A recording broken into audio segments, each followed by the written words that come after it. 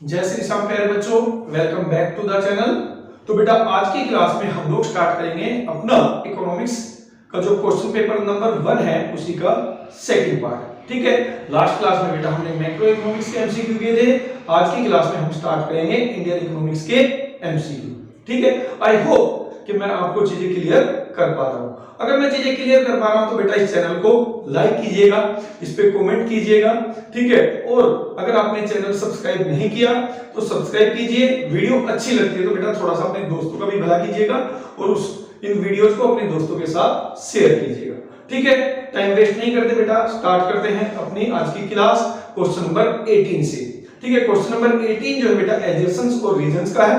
देखिए एडजर्सन दिया है, British introduce railways in India in 1850 which is considered one of their most important contributions। ठीक है, एडजर्सन बिल्कुल ठीक है। इन्होंने लिखा है कि जो ब्रिटिशर्स हैं उन्होंने रेलवे को इंडिया में इंट्रोड्यूस किया था 1850 में और वो उनका एक बहुत इंपॉर्टेंट कंट्रीब्यूशन है। बिल्कुल ठीक बात है बेटा, उन्होंने स्टार्ट की थी रेलवे। ठीक है, जिस रेलवे नेटवर्क पे आज हम लोग फूले नहीं समा रहे हैं, ठीक है, जो हम कहते हैं वर्ल्ड का बिगेस्ट रेलवे नेटवर्क है, it was started by the Britishers. तो एक बहुत बड़ा कंट्रीब्यूशन तो उनका है। ठीक है, रीजन दिया है, British had Indian best interest in mind while developing the infrastructure. अब देखिए ये क्या बोला है कि भैया जब वो डेवलप कर रहे थे इंफ्रास्ट्रक्चर तो उनके माइंड में केवल ये था कि भारत का भला होना चाहिए, ऐसा कुछ नहीं था बेटा। ठीक है, उनका कोई इंटरेस्ट नहीं था भारत में। ठीक है, ना कोई उनका डेवलप करने का प्लान था, वो तो उनकी मजबूरी थी। क्यों? क्योंकि वो चाहते थे बेटा कि India being a market for their product. ठीक है, वहां पर उस टाइम पर इंडस्ट्रियल ग्रोथ हो रही थी बेटा और इंडस्ट्रियल ग्रोथ के लिए उनको रॉ मटेरियल चाहिए था और भारत से वो रॉ मटेरियल लेके जाते थे। तो वो चाहते थे कि भारत के कोने-कोने से रॉ मटेरियल वो अपने देश में लेकर जाएं और अपने देश में बनी गुड्स को भारत के कोने-कोने में बेच सके। इसीलिए उन्होंने केवल रेलवे इंट्रोड्यूस की थी, इसके अलावा उनका और कोई रीजन नहीं था। तो यहां पर एजर्सन तो बिल्कुल ठीक है बेटा, बट रीजन फॉल्स है। ठीक है, तो आंसर होगा बेटा क्वेश्चन नंबर 18 का Adjacent is true,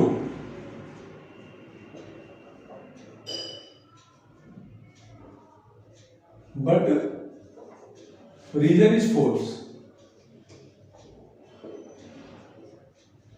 ठीक है, अब देखिए यहीं पर एक और क्वेश्चन दिया है बेटा, इसी में ऑप्शन में और में दे रखा है, लिखा है under dash type of unemployment marginal product gain by employing one additional unit of labor is zero। कि किस तरीके के अनएम्प्लॉयमेंट में एक एडिशनल लेबर लगाने से, ठीक है, उसकी मार्जिनल प्रोडक्टिविटी जीरो होती है, मतलब हमें कुछ भी नहीं मिलता है। तो पहला है option structural unemployment, B cyclical unemployment, C disguised unemployment और डी फ्रैक्शनल अनएम्प्लॉयमेंट। तो इसका आंसर तो आई थिंक सबको ही पता होगा बेटा, that is called disguised unemployment, जो कि ज्यादातर एग्रीकल्चर सेक्टर में पाया जाता है। एग्रीकल्चर सेक्टर में जब हम पूरी फैमिली के साथ, ठीक है, एग्रीकल्चर सेक्टर में एंगेज होते हैं तो किसी एक मेंबर को हटाने से आपके आउटपुट में कुछ भी चेंज नहीं आता है। तो इसका मतलब जो एक मेंबर एंगेज था उसकी प्रोडक्टिविटी कितनी थी? जीरो थी। तो answer will be disguised unemployment.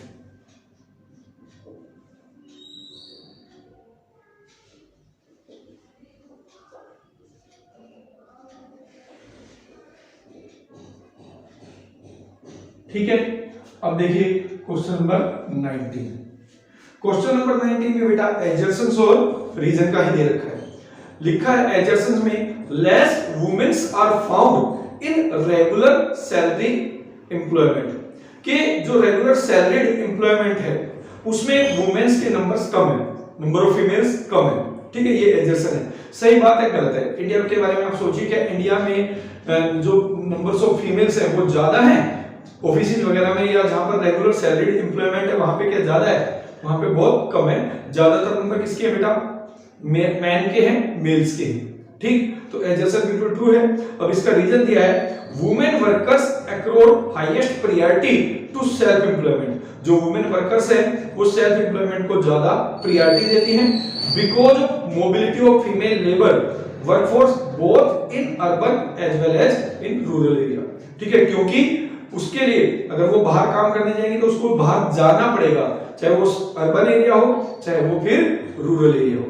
तो ये रीजन बिल्कुल ठीक है। ज्यादातर फीमेल जो है अपने खुद के काम में एंगेज है। आप देखें गांव में भी देखें तो अपने खुद के अपना हाउस होल्ड वर्क में या एनिमल हस्बेंड्री या फिर एग्रीकल्चर सेक्टर में एंगेज है, ठीक है। और अगर आप अर्बन एरिया में भी देखें तो बहुत कम फीमेल जो है ऑफिस वगैरह में जाती हैं। तो उसका कारण यह है कि वो लैक ऑफ मोबिलिटी है, वो नहीं चाहती कि वो बाहर जाए, ठीक है। चाहती हैं तो भी उनके ऊपर फैमिली रिस्पॉन्सिबिलिटीज है जिसकी वजह से वो बाहर नहीं जा पाती है, ठीक है। तो इसलिए वो सेल्फ एम्प्लॉयमेंट को ही प्रायोरिटी देती है। तो इसका बेटा एडजस्टमेंट भी बिल्कुल ठीक है और रीजन भी बिल्कुल ठीक है। तो यहां पे आप लिखेंगे both adjacent and region are true and region is the, अब देखिए करेक्ट एक्सप्लेनेशन है या नहीं है, करेक्ट एक्सप्लेनेशंस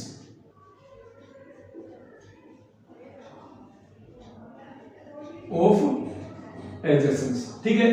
फीमेल इसलिए भाग नहीं जा रही, वो प्रायोरिटी देती है अपने सेल्फ एम्प्लॉयड को, ठीक है, क्योंकि उनको बाहर जाना पड़ेगा अगर ऑफिस वगैरह में काम करना है, ठीक। अब इसी में क्वेश्चन और का भी गिवन है बेटा।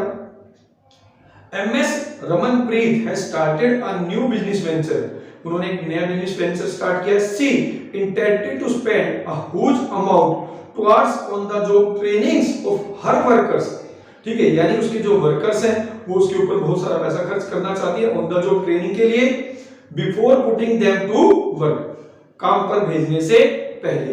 It exhibits the right step in directions of human capital, ये एक बिल्कुल सही राइट स्टेप है बेटा ह्यूमन कैपिटल से, क्योंकि जब on the job training provide की जाएगी तो उससे उनकी प्रोडक्टिविटी बढ़ेगी, increase the stock of human capital, ठीक है। Spot which of the following does not directly contribute to the process of human capital formation by MS Ramanpreet, आपको बताना है कि इनमें से कौन सा डायरेक्टली कंट्रीब्यूट नहीं करता है, ठीक है, to the process of human capital formation.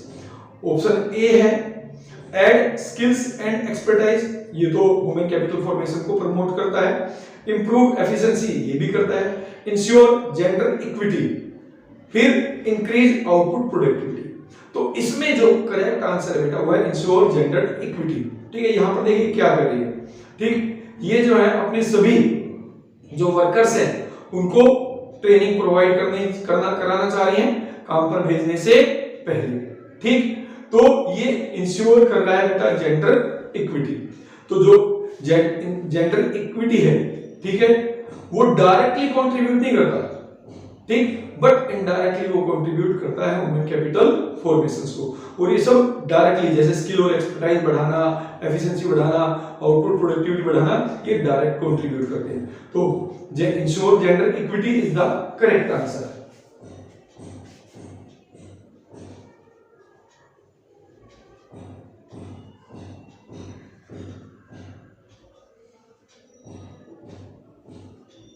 Right. अब देखिए ये थोड़ा सा ट्रिकी क्वेश्चन था तो इसको आपको ध्यान से समझना पड़ेगा, ठीक है। अब बात करते हैं नेक्स्ट क्वेश्चन की। नेक्स्ट क्वेश्चन है 20 is the process of ditching a currency from its status और legal tender in the country, वो कौन सी प्रोसेस है जिससे कोई करेंसी अपने ही देश में लीगल टेंडर या लीगल स्टेटस खत्म कर देती है। ऑप्शन ए है डीमोनेटाइजेशन, ऑप्शन बी है डेप्रिसिएशन, ऑप्शन सी है डिवैल्यूएशन, ऑप्शन डी है नन ऑफ दीज, ठीक है। तो ये तो आप सबने देखा भी है, ठीक है। तो ये कौन सा है, ये होता है डीमोनेटाइजेशन। डीमोनेटाइजेशन में क्या होता है बेटा, जो पुरानी करेंसी है उनके लीगल स्टेटस को खत्म कर दिया जाता है, ठीक है। तो आंसर विल बी डीमोनेटाइजेशन।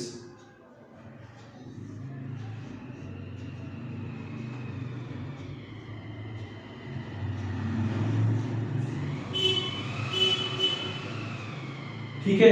अब इसमें भी और में दिया, देखो तीनों क्वेश्चन में और में दे रखा है बेटा यहाँ पे। Portions of agriculture product which is sold in the market by farmers is called, ठीक है। वो पोर्शन, वो हिस्सा जो फार्मर्स मार्केट में बेचते हैं उसे हम कहते हैं, option A marketable deficit, option B marketable surplus, option C marketed goods, option D all of the above. तो ऑब्वियस सी बात है जो मार्केट में बेचा गया बेटा उसको हम कहते हैं मार्केटेड गुड्स, ठीक है, जो हमने मार्केट के लिए प्रोड्यूस किया है, ठीक है। तो यहां पर आंसर आएगा मार्केटेड गुड्स।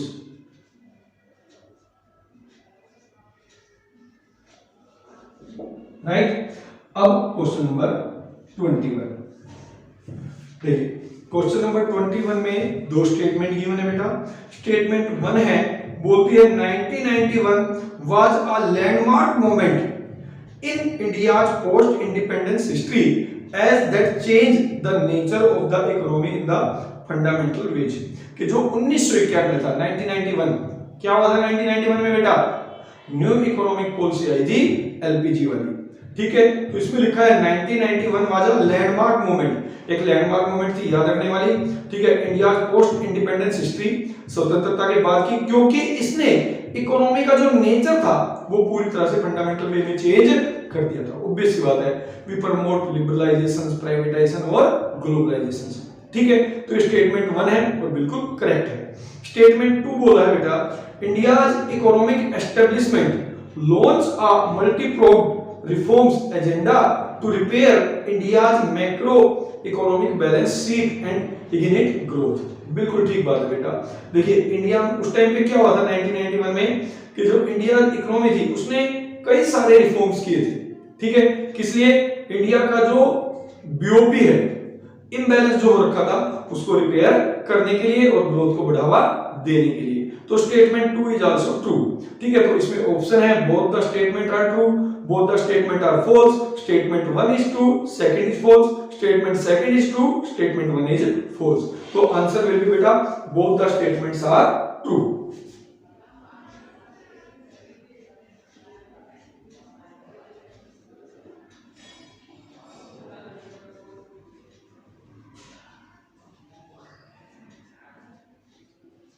ठीक है, तो ये हो गया बेटा आपका क्वेश्चन नंबर 21। अब बात करेंगे क्वेश्चन नंबर 22 की।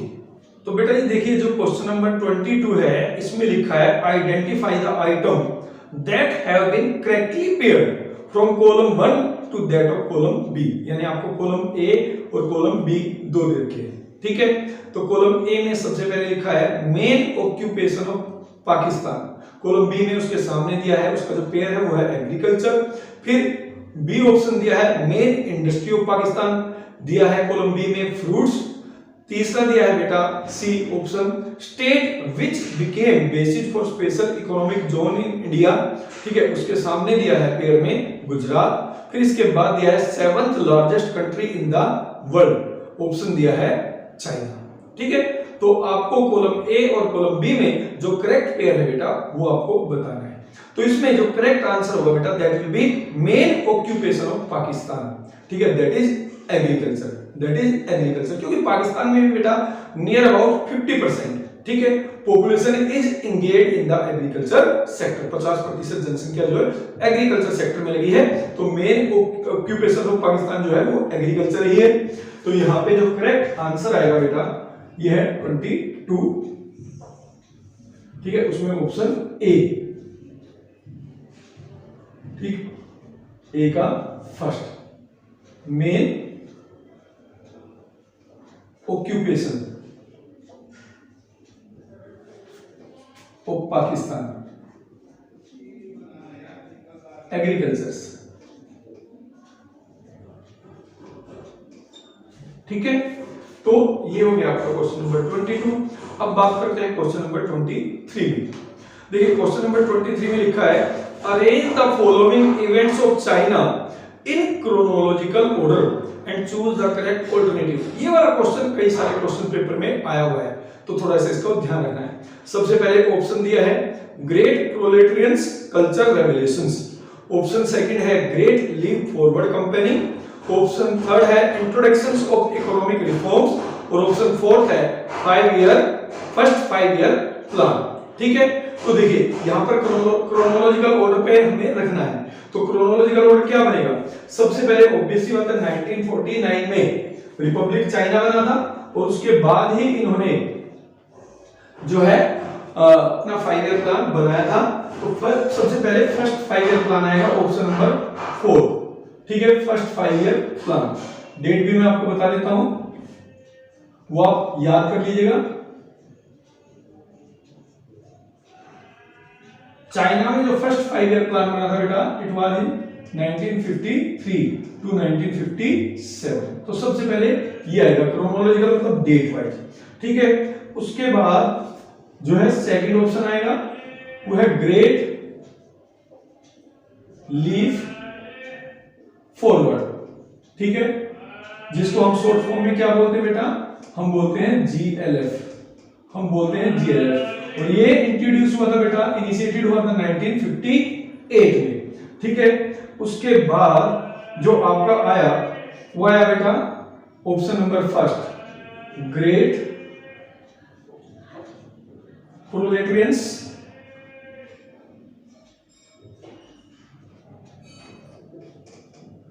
कल्चरल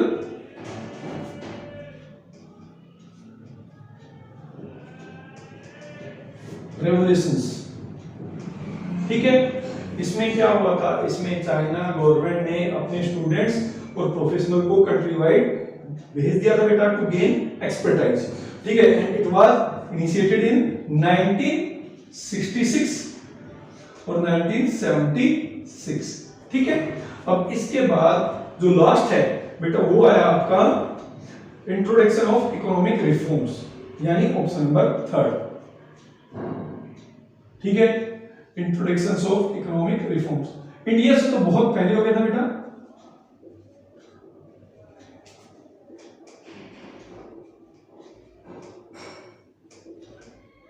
रिफॉर्म्स 1978 में, 1978 में। तो इस तरीके से आपको क्रोनोलॉजिकल ऑर्डर में इसको रिकॉर्ड करना था, ठीक है। तो आंसर होगा बेटा फोर्थ, फिर सेकंड, फिर फर्स्ट और फिर third. This will be your answer, ठीक है। ये डेट आप लोगों को याद रखनी बहुत इंपॉर्टेंट है, पूछी जा सकती है, राइट। अब देखिए इसके बाद question number 24, what do you mean by terms jobless growth. देखिए जॉबलेस ग्रोथ क्या होता है, जॉबलेस ग्रोथ में जब इकोनॉमी ग्रो कर रही है, जीडीपी बढ़ रहा है, but without increase in the same number of job, तो उसको कहते हैं जॉबलेस ग्रोथ। और ये ऐसा कब हो सकता है बेटा, देखिए जीडीपी जो बढ़ता है वो दो चीजों की वजह से बढ़ सकता है, एक एम्प्लॉयमेंट बढ़ रहा है इसकी वजह से बढ़ रहा है, दूसरा टेक्नोलॉजी की वजह से बढ़ जाए, यानी टेक्नोलॉजी आप जो है अपडेटेड यूज कर रहे हैं, एडवांस टेक्नोलॉजी यूज कर रहे हैं, तो उतने ही रिसोर्सेज से, उतने ही जॉब से आप ज्यादा आउटपुट प्रोड्यूस कर रहे हैं। तो यहां पर आपका आउटपुट तो बढ़ रहा है बट आपकी जॉब नहीं बढ़ रही है, तो इसी को कहते हैं जॉबलेस ग्रोथ। तो आपको बताना इसका मतलब क्या है। ऑप्शन ए है, if economic growth is driven by better technology failing to improve the rate of participation in the economy, such a growth is called jobless growth। ठीक है कि भाई इकोनॉमी ग्रोथ जो हो रही है वो हो रही है बेटर टेक्नोलॉजी की वजह से, बट जो रेट ऑफ पार्टिसिपेशन है वो कम हो रहा है, ठीक है। दूसरा है, if economic growth is driven by better technology and also improve the rate of participation in the economy. Rate of participation मतलब एम्प्लॉयमेंट बढ़ना, ठीक है। तो दूसरी ऑप्शन में इन्होंने दिया है कि भैया बेटर टेक्नोलॉजी की वजह से जीडीपी बढ़ रहा है और रेट ऑफ पार्टिसिपेशन यानी एम्प्लॉयमेंट भी बढ़ रहा है, तो इसको कहेंगे जॉबलेस ग्रोथ। तो ये तो हो ही नहीं सकता। If economic growth is driven by obsolete technology, कि इकोनॉमिक ग्रोथ बढ़ रही है, जीडीपी बढ़ रहा है किससे, ऑब्सोलेट टेक्नोलॉजी से, and due to which participation is less, तो उसकी वजह से पार्टिसिपेशन लेस है। अब यहाँ पे जो ऑब्सोलेट टेक्नोलॉजी होती है आउटडेटेड टेक्नोलॉजी, तो उससे तो आपका जीडीपी बढ़ ही नहीं सकता, तो ये चीज भी गलत है। If economic growth is driven by obsolete technology but there is improvement in the rate of participation in the economy, ठीक है। फिर वही बात आ गई कि ऑब्सोलेट टेक्नोलॉजी की वजह से कैसे जीडीपी बढ़ेगा बेटा, ऑब्सोलेटेड आउटडेटेड टेक्नोलॉजी है उससे जीडीपी नहीं बढ़ता है, ठीक है। तो रेट ऑफ पार्टिसिपेशन बढ़ ही नहीं सकता। तो इसमें जो ऑप्शन ए है, if economic growth is driven by better technology, कि जीडीपी बढ़ रहा है किससे, बेटर टेक्नोलॉजी की वजह से, failing to improve the rate of participation, but employment नहीं बढ़ रहा है, तो उसको कहते हैं जॉबलेस ग्रोथ। तो यहां पर जो ऑप्शन ए है 24 में, ठीक है, that is your correct answer, that is your correct answer. If economic growth is driven by better technology, यानी जीडीपी बढ़ रहा है किससे, बेटर टेक्नोलॉजी की वजह से, ठीक है। फेलिंग टू इंप्रूव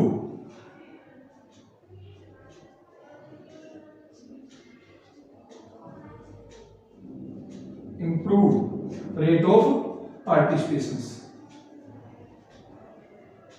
अब यह रेट ऑफ पार्टिसिपेशन का मतलब आप समझ लो, रेट ऑफ पार्टिसिपेशन का मतलब कि कितने लोग जीडीपी में पार्टिसिपेट कर रहे हैं, यानी एम्प्लॉयमेंट, ठीक है।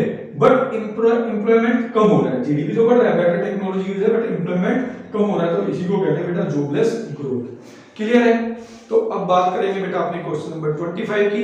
क्वेश्चन नंबर 25 में बोला गया है urban people are mainly engaged in, शहरों में रहने वाले लोग ज्यादातर किस सेक्टर में एंगेज होते हैं? ऑप्शन ए है प्राइमरी सेक्टर यानी एग्रीकल्चर, लैंड और इसकी अलाइड एक्टिविटीज, तो वो तो रूरल लोग होते हैं बेटा, रूरल पीपल्स होते हैं। दूसरा है सर्विस सेक्टर, तीसरा है ट्रेनिंग और चौथा है एग्रीकल्चर। तो यहाँ पर जो सर्विस सेक्टर है, most of the urban peoples are engaged in the service sector, शहरों में रहने वाले लोगों का ज्यादा कंट्रीब्यूशन किसमें होता है बेटा? सर्विस सेक्टर में होता है, ठीक है। तो यहाँ पर आंसर होगा सर्विस सेक्टर, ठीक है। 26 है, ठीक है। क्वेश्चन नंबर 26 कह रहा है what is the full form of IMF, ठीक है। इसका आंसर आई थिंक आप सब लोगों को पता होना चाहिए। ऑप्शन ए है international maker funds, option B है international monetary funds, option C है inter monetary funds, option D है इंटर गवर्नमेंटल मनी फंड्स। तो करेक्ट आंसर क्या होगा ये आपको पता होना चाहिए। आईएमएफ की फुल फॉर्म क्या होती है बेटा? International monetary funds, international monetary funds, ठीक है। इंटरनेशनल मॉनेटरी फंड, ये हो गया आपका आईएमएफ, नाम भी सुना होगा, ठीक है। अब इसके बाद जो लास्ट क्वेश्चन है बेटा दैट इज क्वेश्चन नंबर 27, ठीक है। ये आपसे पूछ रहा है कि how can globalisation increase the standard of living of the people in a country, कि जो ग्लोबलाइजेशन से वैश्वीकरण है वो लोगों का जीवन स्तर को कैसे इंप्रूव कर सकता है, स्टैंडर्ड ऑफ लिविंग को कैसे इंप्रूव कर सकता है। Option A by offering more product to buy, कि ज्यादा प्रोडक्ट ऑफर कर सकता है खरीदने के लिए।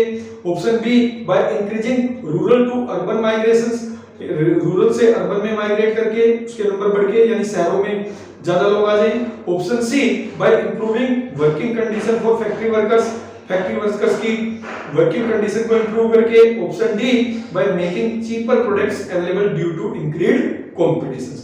देखिए ग्लोबलाइजेशन में क्या होगा, we allowed MNCs to enter into our domestic market, और जब एमएनसीज हमारे डोमेस्टिक मार्केट में आएंगी, ठीक है, हमें तो स्टैंडर्ड ऑफ लिविंग के पॉइंट ऑफ व्यू से देखना है कि हमारा जीवन स्तर कैसे ऊंचा उठ सकता है, हमारी परचेजिंग पावर कैसे बढ़ सकती है, ठीक है। तो यहाँ पे हम क्या देखेंगे कि जब वो एमएनसीज आएंगी तो our domestic industry have to compete with the MNCs, ठीक है, जिसकी वजह से क्या होगा, जो कंज्यूमर्स हैं उनको बेटा सस्ती चीजें अवेलेबल होनी स्टार्ट हो जाएंगी। तो इसमें जो ऑप्शन डी है वो करेक्ट आंसर है। ऑप्शन डी है बेटा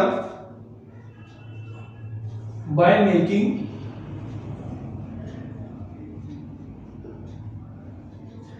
cheaper product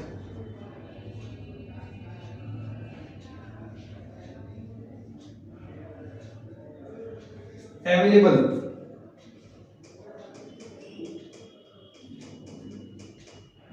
due to increase competitions, due to increase competition, competition बढ़ेगा, ग्लोबलाइजेशन होगा तो हमारी डोमेस्टिक इंडस्ट्री को एमएनसी के साथ कॉम्पीट करना पड़ेगा, और जिसकी वजह से कंज्यूमर को सस्ती वस्तु मिलनी शुरू हो जाएगी, और जब सस्ती वस्तु मिलेगी तो उतनी इनकम में उनकी परचेजिंग पावर बढ़ जाएगी, जिनसे उनका स्टैंडर्ड ऑफ लिविंग इंप्रूव हो जाएगा, ठीक है बेटा। तो ये था इसका बी पार्ट, ठीक। आई होप आपको ये चीजें अच्छे से समझ में आ जाएंगी। अगर समझ में आ जाए, अच्छी लगे तो बेटा दोस्तों के साथ शेयर करें, चैनल पर नए हैं तो सब्सक्राइब करें, कमेंट्स करें, लाइक करें। फिर मिलेंगे बेटा अपनी अगली क्लास में एक नए क्वेश्चन पेपर के साथ, तब तक के लिए जय श्री राम।